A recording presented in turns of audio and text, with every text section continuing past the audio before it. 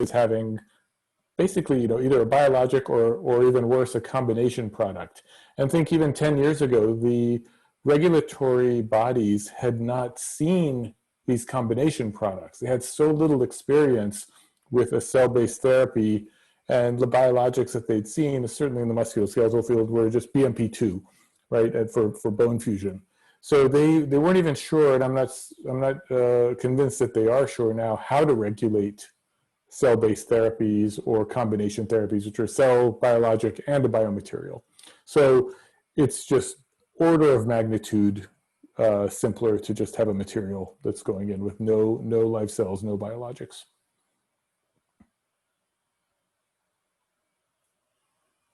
Thank you, Farshid. If I may now turn to Tony, because it's the same thing. Tony, I think your tropoelastin is a biological material. And if you just tell us what are the issues that you encounter in terms of a biological material that you want to take to humans.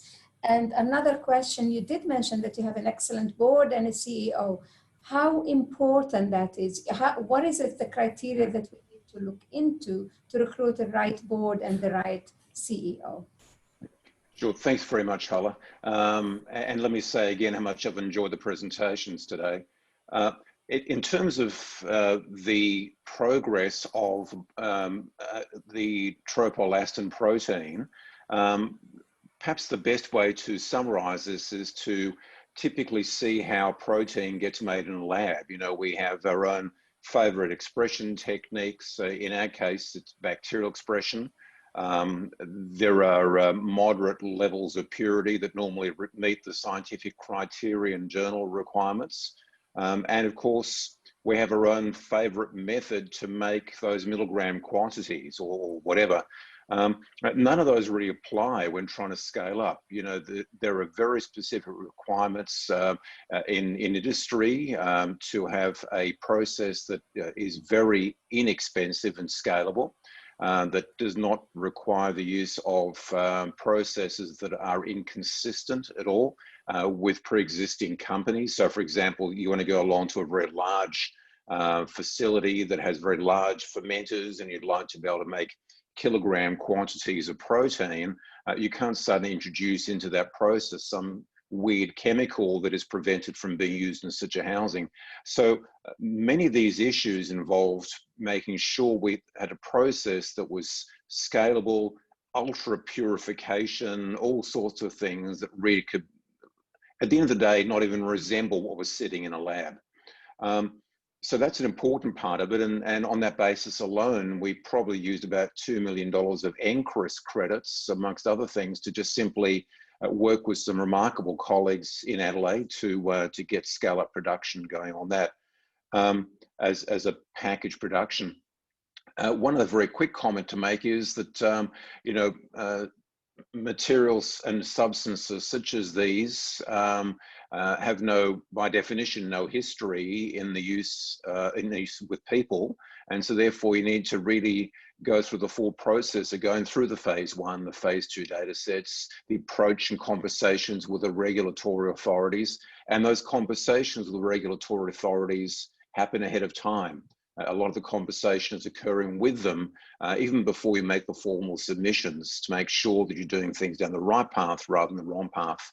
And we've learned some of that experience rather recently with some problems with the COVID-19 vaccine, where if you don't engage the right people at the right time, the wrong decisions get made too early and get embedded in what you're making.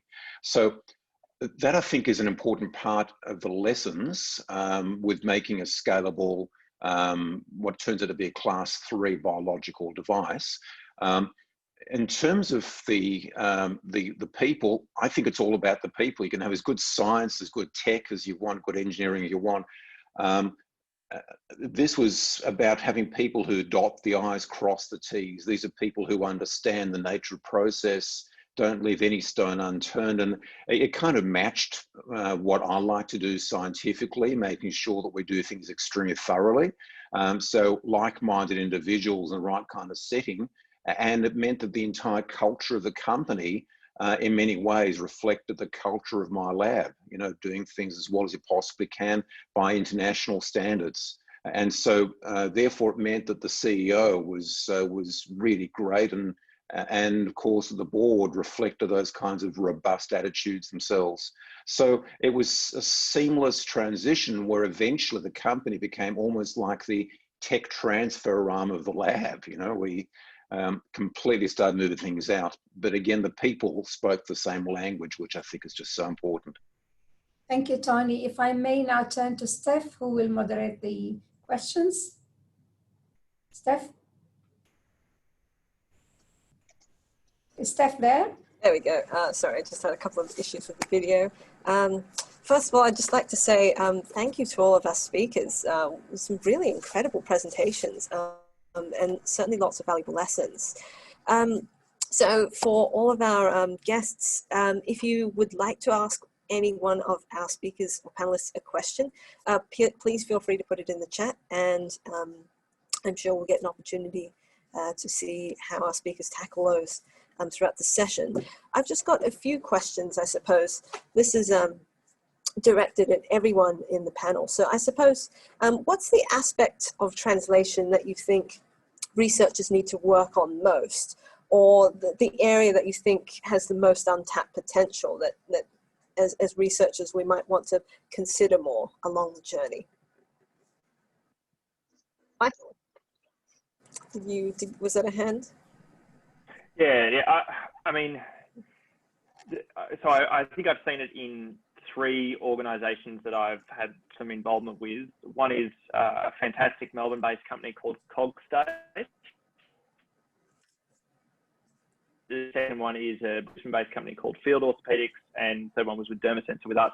Both of which, those other 2 companies, both of which work extensively in the United States, and it's creating that I think really clear narrative that hits all those 10 points that that Sarah was talking about, but for the investor world, for investment in in any way, shape or form, whether it's grants, whether it's kind of co-match funding from government, or whether it's venture capital, private equity, early stage angel investors, because at some point to do something you need money, and the scientific communication, we're so used to a real focus on a hypothesis, some literature review, methods, and then results and discussion. And in actual fact, sometimes we really have to turn that on its head and not throw that out solely for anecdote, but to crystallize incredibly large meta-analysis and findings, and bring that back down to being able to tell a story about 1 or 2 patients.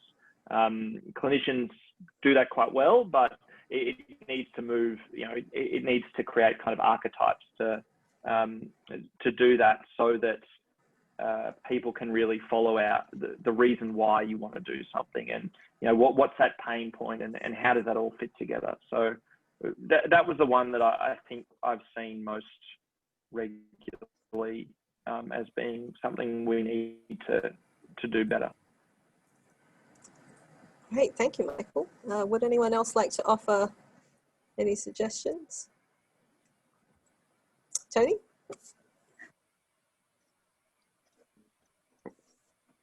Oh, hey, Tony, you're muted. Okay, how's the tech now? There we go. It's good. Okay, thanks. Too many layers of permission in this whole process here.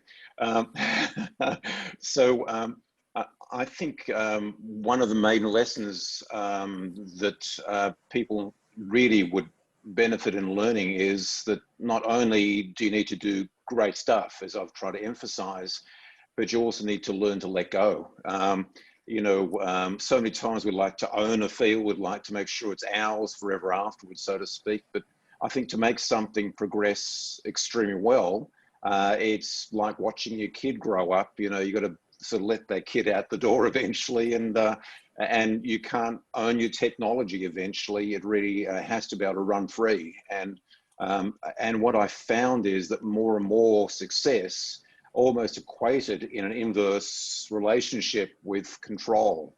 So I had to give more and more control up to watch things succeed more and more. And I think that's an important lesson for people to learn too. So the more mature the technology, the more you're going to let it go, and hopefully it's got a life of its own by that point where it can really succeed. Great, thank you. Anybody else? No? All right. I think in that case, we might move to a couple of the questions in the chat. I can see our audience has been putting some very interesting questions in. So I think there was a question to Michael from Johan, which is that I know skin checks are significantly incorporated into primary care within Australia. How readily incorporated with machine learning and other high-tech devices be incorporated into primary care versus specialist care, and which market is more penetrable for high-tech diagnostics? So again, that crosses over some interesting spaces, doesn't it? It's, you know, clinically, what do people do? Like, you know, how do people work? But then also, what's your accessible market? Like, how do, you know? And I answered it in the comments section, but it was very much that yes, the specialist market has been more amenable to paying for diagnostic tools, and that is because they, you know, whatever their job description is, but dermatologists, they look at skin all day long. So it is an investment in their practice. It's an investment in, you know, usually for many of them, doing their job very well and or, you know, making, you know, being paid well. The flip side is that the total accessible market and the size of the workforce in primary care, or especially in the United States, of, you know, groups like physician extenders, things like that, is huge, and is probably, you know, an order or two of magnitude larger than the dermatology workforce. So it does. You've kind of got to assess those together, and there's enough of both or either. To build a, you know, to have a market for a device and for technology. But what I come back to what I was saying earlier, which is you've got to change what a standard of care looks like. You've got to have that kind of prophetic approach to, you know, to trying to drive people forward, because most people will also believe, rightly or wrongly, that they are doing a very good job at what they do. And I think that is, you know, generally because they've been well trained, and it's, when you're never trying to say to someone you're doing it poorly. It's that you're trying to say to someone, you know, here's some potential tools to do it better. And we're just, you know, we're one of many who work in that same space. Great, thank you, Michael. There's a question from Jaljal to Farshid, which is, what are your thoughts on the translatability of regenerative therapies, particularly cell-based therapies, especially if the cells are allogeneic and or have been modified to some extent? What are the chances of these products reaching the market? And if they do, what would be the likely timeline? Jaja, thanks for that question. I think that's an excellent question. And I think it's in some ways hard to predict. And in other ways, we're starting to see a lot of progress in that area. So I think in the big picture, the time to market is very hard to tell. But what we're seeing is the markets are very different. And so, for example, in Asia, particularly in Japan, they're already in clinical trials for iPSCs, and in China and Japan, there are trials for CRISPR-based therapies going on. So in those sort of accelerated situations, you know, a therapy that actually works, a regenerative therapy, could be in the clinic within a matter of years. So I think there is a pathway to it. The issue is, of course, as we learn more and more about these modifications that we do to cells, we're finding more and more reasons to be cautious, and things like off-target effect and so on. And none of us as researchers would want to put something in a person that hasn't been shown to be safe. So that's, I think, forced us to slow down the approach quite a bit in things, you know, the genome engineered cells or iPSCs. On the flip side, the standard use of autologous or even banked allogeneic cells like MSCs or adipose-derived cells is moving forward very quickly. And I think those, if therapies are shown to be efficacious, will be in people in a short few years, because there's such a data set on those now. So many studies have injected allogeneic mesenchymal stem cells or adipose stem cells or similar types of cells into the joint, into bloodstreams. And there's been, for those cells, very few adverse events. And with high levels of characterization and careful study, I don't think that timeline is very far away. The question then is, of course, the balance between efficacy and safety. And what seems to have happened is that if you don't use any kind of modification, you're just taking cells from one part of the body, putting them in another part of the body, they don't seem to do very much. So we're in this, sort of in the middle of this process of saying how much or how little can we modify them and still get a good efficacious effect while keeping them safe. So I think what you're asking is really one of the biggest questions in the field, is what is the least amount of manipulation that we can do and still have something that is regenerative and works, because the zero modification version has not worked to date. Over and over and over again, we've seen that. Thank you, Farshid. That was very insightful. There is a question from Johan to Sarah, which is, what is your advice to STEM graduates regarding gaining business acumen? My advice to STEM graduates. Look, I think probably the most important thing is to take all the opportunities that you have through your studies, through your PhD, and through all the programs that now exist with regards to doing internships, with regards to having, the Bridge Tech program, the Bridge programs, all of those programs before you've completed your studies. Because I think getting that first role is often much trickier if you haven't already had some sort of experience through your studies. And then when you're at the point of, I guess, identifying which career, I mean, business is a huge space of industry. There's all sorts of roles. I guess I'd really, I think this is a very personal thing, but I think actually it's great sometimes to, there's sort of two trains of thoughts, and mine is maybe that, going into a startup organization or a very small organization exposes you to an enormous variety of different skill sets. On the flip side, if you go into a large organization, you can, have their in-depth graduate training, which is also great. And, sometimes that includes going across different parts of that business. But, I think if you have the opportunity to work in a small company where you have to do a variety of different things, I think that's great first experience. Thank you, Sarah. If I could just say something to add to that, which is we hired a number of people out of Genentech, which is kind of life sciences, and the training that people get coming out of some of those big shops that have lots of good streamlined processes were invaluable for us as a small company. And but the flip side was also true. There's each one is, it's the same question. People say, "Oh, do you do an MBA?" And the answer is, it depends. And certainly, if you want to make it a fantastic career, then you probably you may need to put that capstone on it. And sometimes going to a startup or going to a large company is a bit of a capstone to bring together a few of your experiences. But certainly there are huge value benefit of both. So I couldn't agree with Sarah more that there's a lot of value on both sides of those. Steph, can I ask a question next? Yes.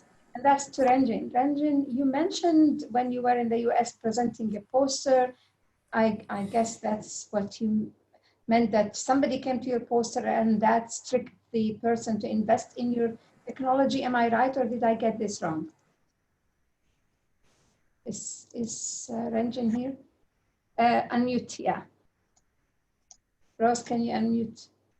Yeah. Yeah, so I had to cut the talk down to a small amount of slides, but I think there are 2 points here. One is if you're in the middle of a big project, you might just present a poster, and never give up on the opportunity to present a poster. It should never be beneath you, because that's where the mixing at these international meetings tends to be. And industry will often come by posters, and you won't necessarily get as good engagement at talks. The second point is that the person who came by my poster was someone that I knew, who was an Australian scientist previously, who had gone to London, done clinical trials, and then gone into industry. And he asked me about my poster, was interested in it, and then as a result of that, a year later, brought the whole team from his company out to Australia, where we pitched, and that's where we got the investment. So I think it's a matter of seizing the opportunity, doing the 5-minute elevator pitch, and taking the opportunity and running with it. What a beautiful advice. Thank you so much for that. John, is John with us? Yeah, John, you've got a very nice story. I mean, I guess you were an academic or a researcher at the University of Sydney, is that right? Correct.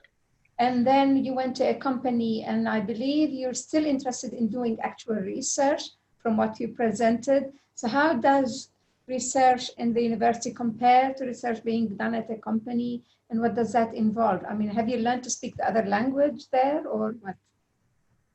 Have to be conversant in both languages, I think. Hala, that's important. Look, I think the R&D we do here, I think we're privileged to do. You know, our angel, I didn't go into our funding because, you know, we were short on time.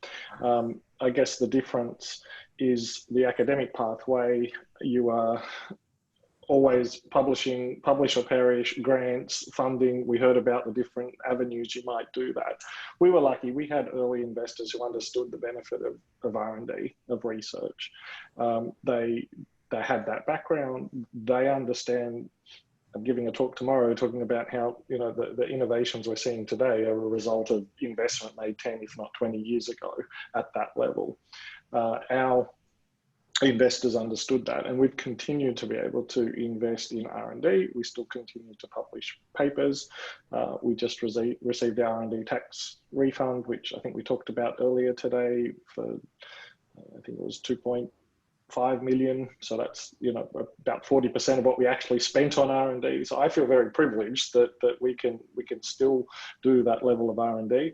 The difference is we have a view on the commercial endpoint, and sometimes I think that can somehow stifle true innovation if that is really where you're seeing. And so pure science, I think is one of the most invaluable things that we have. That's the part I miss. I don't miss chasing the funding as much, but as I say, just very privileged to be able to still do the R&D here at a very high level. Thank you very much, John. So to all the panel, particularly that we have Farshid with a perspective from the US.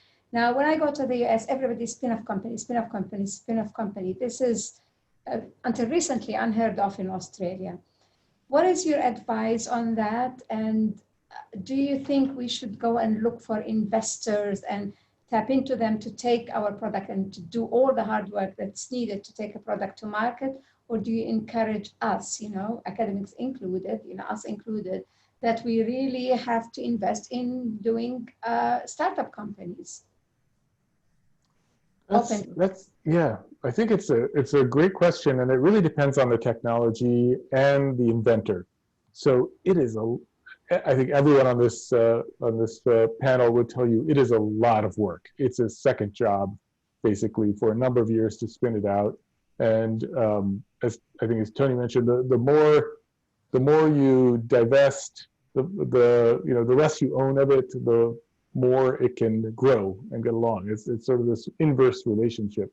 So for some technologies, it just makes more sense to license it out. You develop something, you patent it, it's far enough along that a company can take it and really do the rest of the work. In those cases, you'll own very little of it, and you'll have a royalty stream, hopefully, if it succeeds. In other cases, it really needs to be, nurtured and grown like a baby chick in your lab until it can fly, because otherwise it'll collapse. And that's been certainly the case recently in cell therapies. When these first started, in the early 90s, there was so much investment in cell therapies because there was this belief that it could go right to clinic, it would, it would solve all our problems and be done with it. And that just turned out to be not the case. It turned out to be much more difficult than we thought. So some of those approaches you really have to nurture if you want to see them go. So it's not a simple question, but certainly the growth of entrepreneurship, whether it's through licensing or startups or industry collaborations, even like big pharma collaborations, anything of that nature is going to help grow translation in Australia. And a lot of it is if you can get a big company. So my story with the drug discovery was not too different. I was giving a talk on a calcium channel that we discovered, and two people from GlaxoSmithKline saw the talk. Turns out they had a big internal program in it and came up to me after the talk and said, we'd like to collaborate. And that had just opened up a whole possibility of doing drug screening and compound identification that would never have been possible.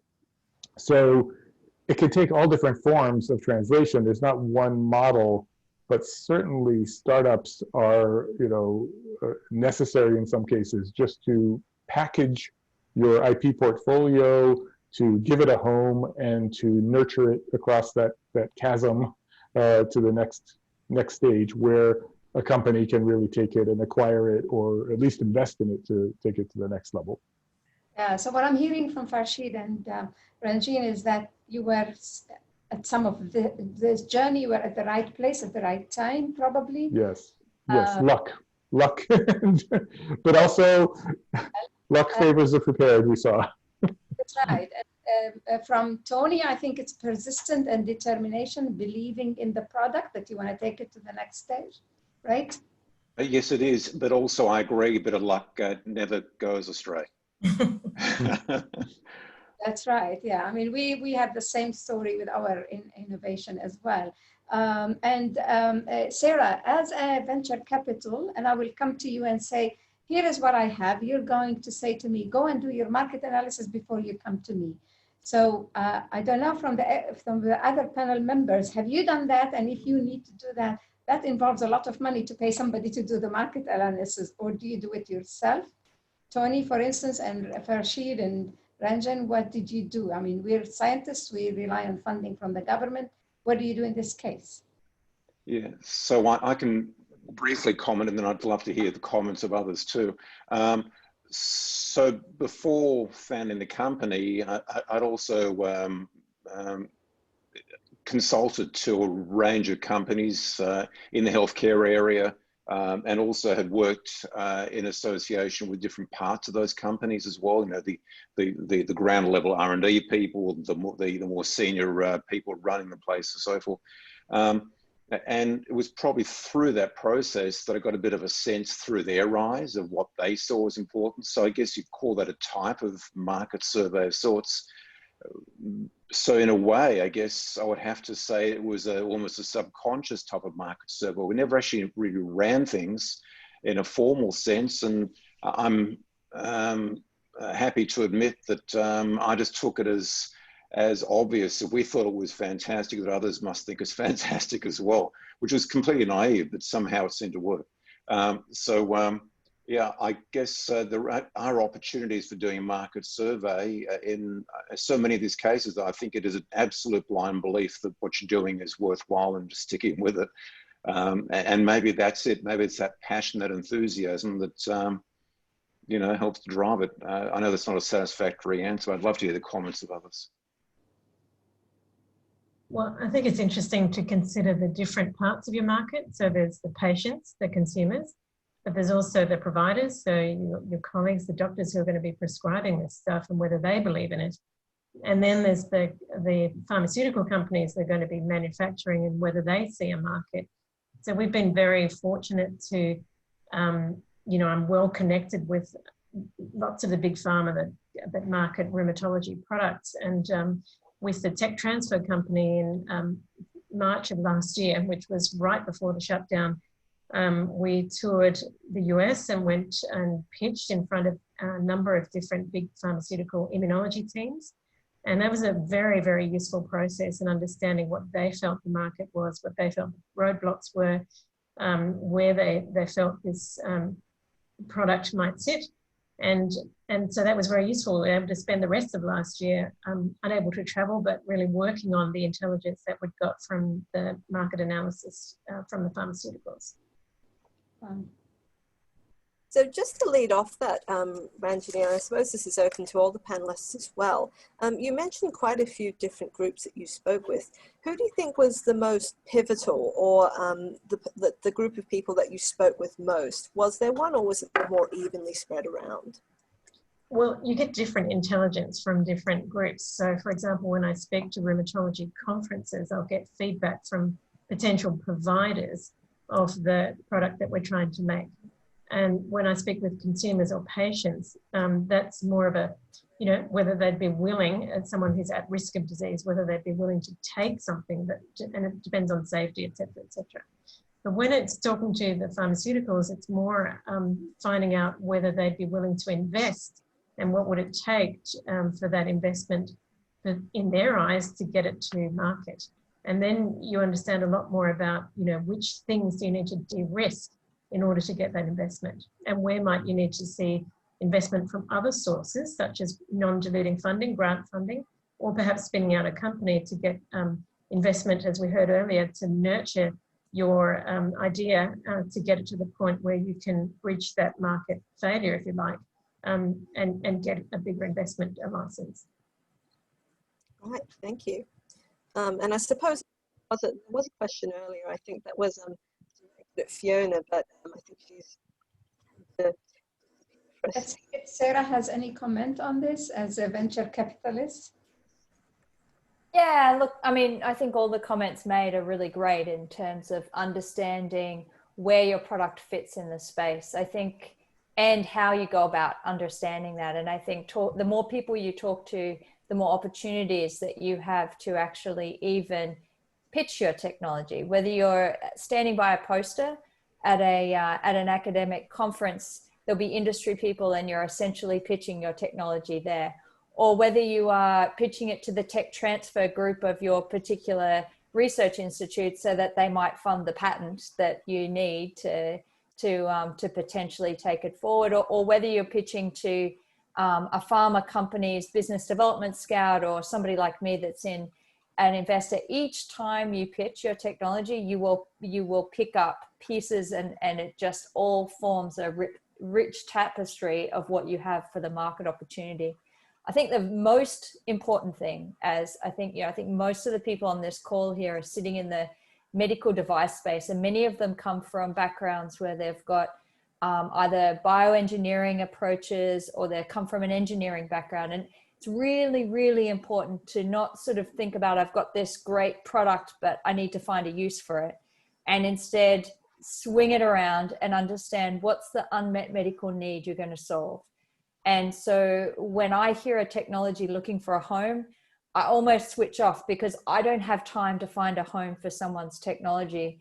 I need to be told, what's the unmet medical need? And by the way, this cool piece of technology will solve that. And this is the path that I need to take to get it to market.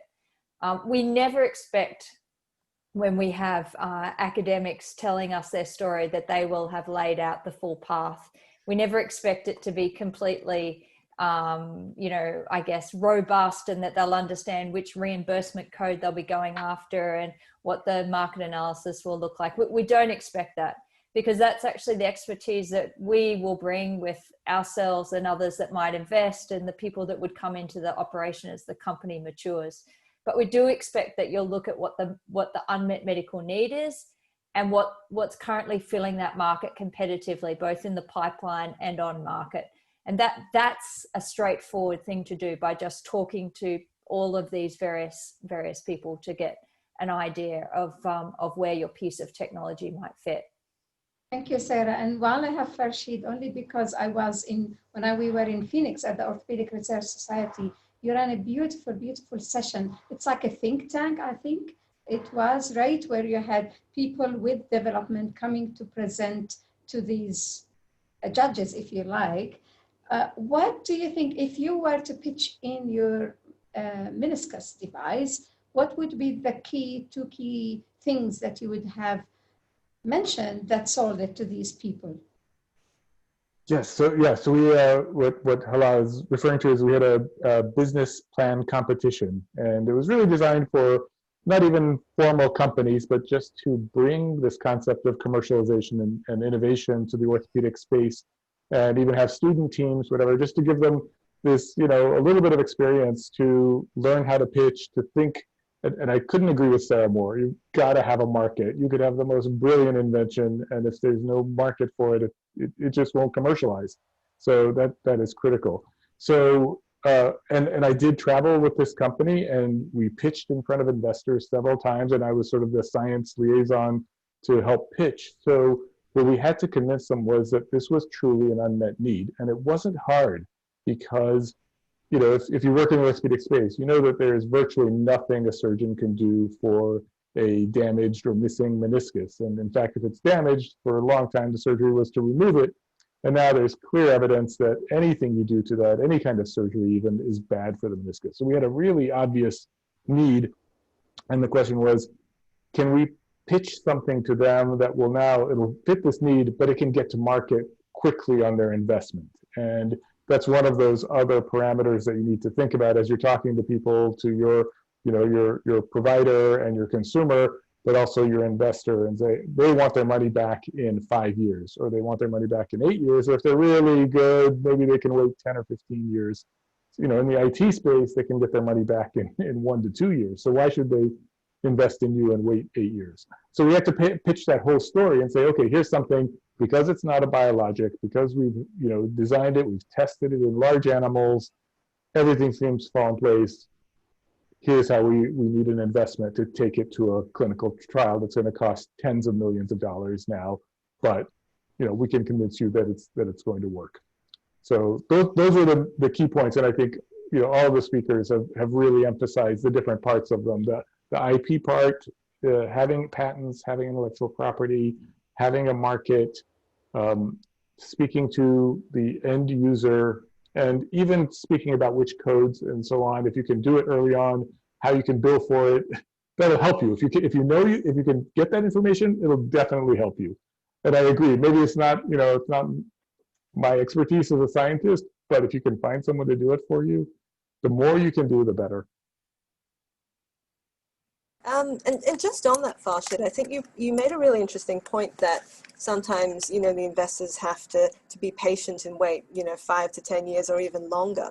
And I was wondering, actually, from a scientist or a researcher's perspective, how do you maintain the sort of, you know, the funding and then the patience to see that vision through over decades? I was wondering in particular, John, seeing that you've been with Genetic Signatures for almost 20 years, where did you how did that come in your journey?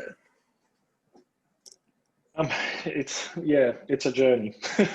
it's absolutely. I mean, I didn't get time to go through it today. We had so, you know, we downsized, we pivoted, you know, before we really got onto the Clostridium difficile part.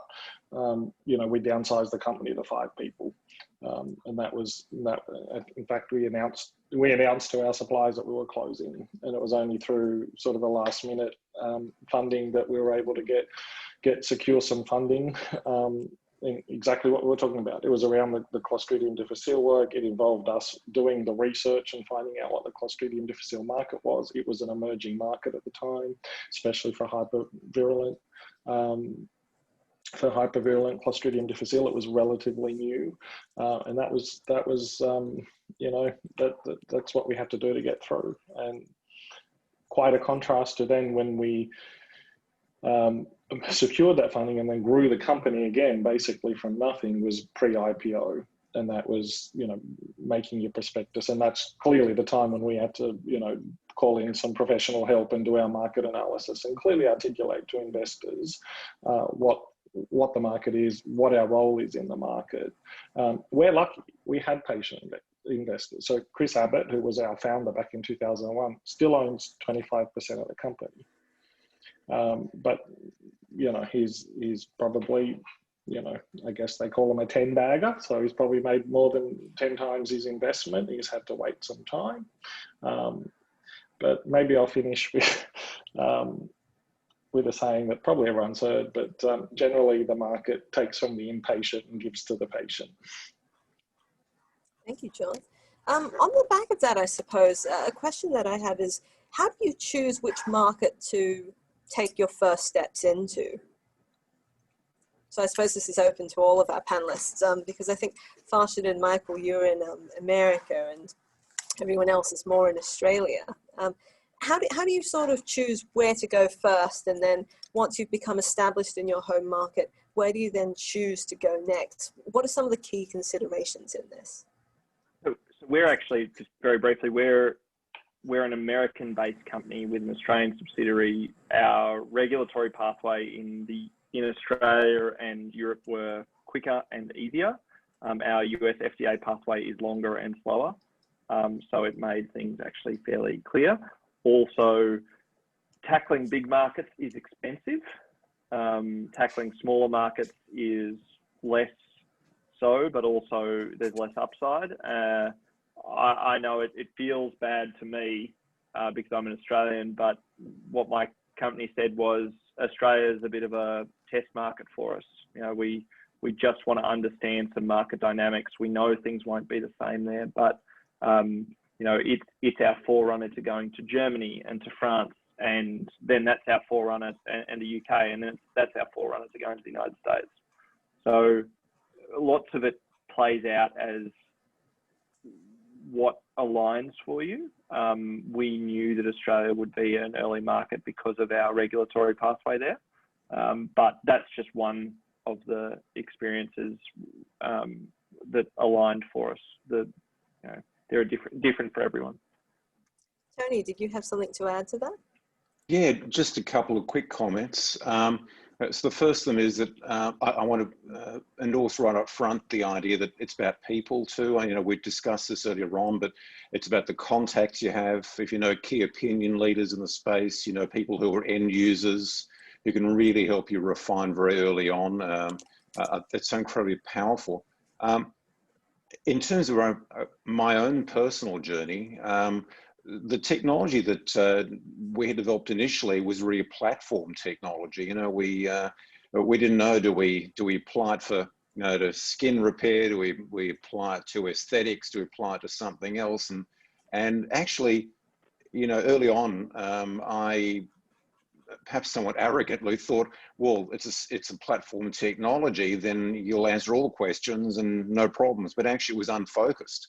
And so you really need to think about what that first product looks like. And very quickly, we narrowed it down to something that would work well on a big international scale. You know, Australia is very small by international standards. You can do the research here, but you very quickly need to think globally. And so that's what we sought to do almost from day 1.5, was to think globally. And so we very quickly began to narrow down to just one or two key areas, particularly one key area of first product through pipeline that was guaranteed not only address a couple of major markets such as North America, which in our calculations would occupy approximately half the total, and followed by Europe, that in our calculations would correspond to roughly 1/3 of our total initial market. And then we expected things to expand massively in the Asian region. Australia still corresponded to about 2-3% of our total projections, whichever way we looked at it. So a great way to be able to do our research, but it really needed to morph into something that was truly international. And I think that helped us to focus our attention, particularly in terms of bringing in people who are international people very early on, the best of the best in the field, establish those networks, expand them out, and then draw upon them. So even when credibility had to come in, you know, the right people could come along and ask those same key opinion leaders and ask them for their opinion, and they said, oh yeah, we know about this tech, and we're very happy to endorse it. So I think it all helps collectively. It also made it much easier for us to draw funding in internationally as well then too. So for lack of a better way change as part of the discussion, I'd say it's the old thing of acting locally but thinking globally, you know, and then eventually acting globally. Ranjani, did you have anything to add to that as well? It'd be really interesting to see your thoughts from a clinical perspective. Yeah, so we had a platform technology as well, and we had a few considerations. And the reason I first went into RA in part was that I had expertise in that area. And we had an autoantigen, and it was a big market and a big clinical need. So it seemed obvious. Other people who've developed antigen-specific immunotherapies have thought differently, and there's been a big sort of pull factor with philanthropic organisations that have funded type 1 diabetes, which to me is just an awful place to start your platform technology, because it's a disease of children. There's no immunotherapy currently in the marketplace, and so starting with an antigen-specific therapy in type 1 to me is just madness, but a few people have started there and run into problems. Many have started in celiac disease, and we opted not to go that route, but I think it has paid off for certain people in the field. So I think the key things for the platform are, you know, are the biomarkers there to be able to show that you've got an effect of your trial? Are the regulatory conditions right for being able to do a first-in-human trial? And certainly doing it in Australia has been very helpful in that regard. Are there enough subjects so that you can recruit a trial in quick time, so you're not spending a lot of money, you know, waiting for a rare disease population to come along, and so on and so forth. So I think you make your call based on what you think is going to be achievable for your product to move forward.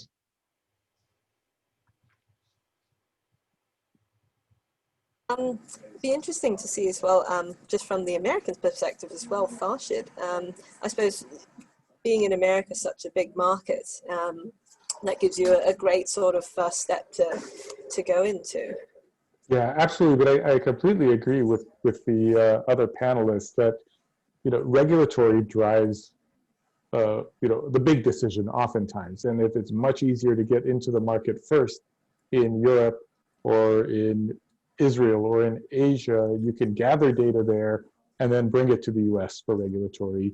And then what Tony mentioned of having, you know, key opinion leaders and, you know, people who can help you get things to market and get placement really can help. So one of our key opinion leaders is in Canada, and by chance, Canadian regulatory issues on this topic are much easier than US ones. So that may be our very first site of doing clinical trials and then hopefully going to market.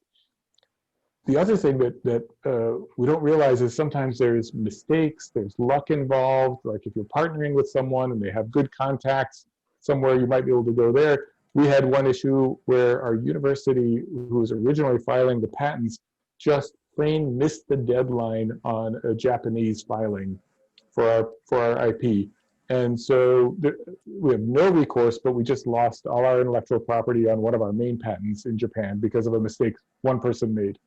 And so, you know, the Japanese market is kind of out for us because of that. And you don't think about things like that, that you're sort of dependent on teams, some of whom aren't necessarily experts at what they do, and then you just have to deal with what you have at the end. So your decisions aren't 100% driven by what you would like to do in logic, but sort of what you can piece together with what you have and take the best path that you can get with what you have.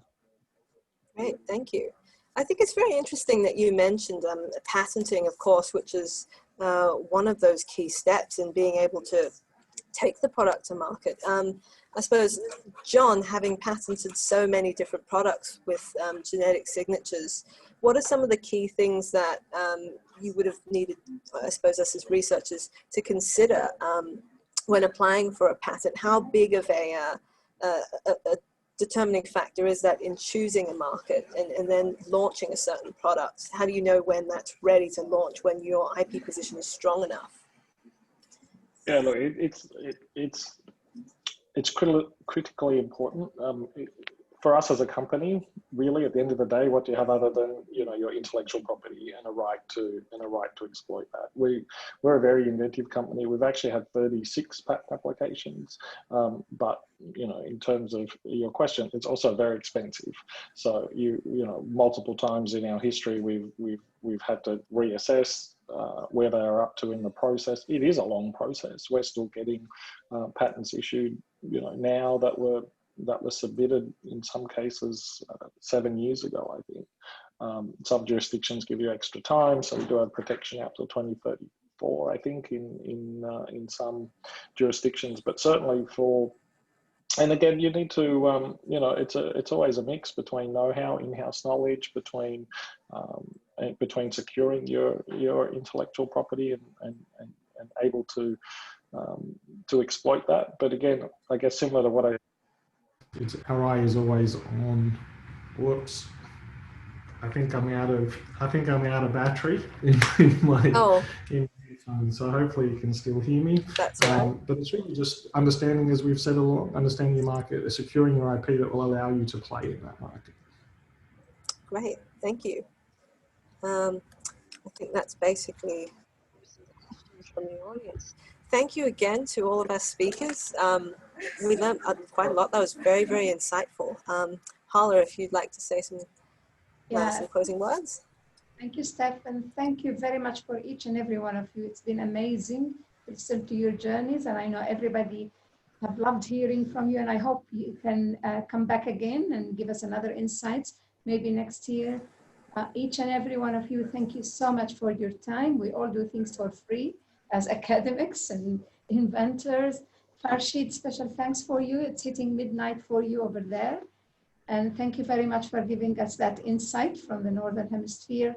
And everybody, please stay safe. Look forward to seeing you in person, hopefully very soon. Thank you so much, Allah, Stephanie, everybody. It was a terrific meeting. I really loved the other talks and learned so much. Thank you, everyone. Thank you. Likewise, thank you all very much. Thanks very much. Bye. Everybody.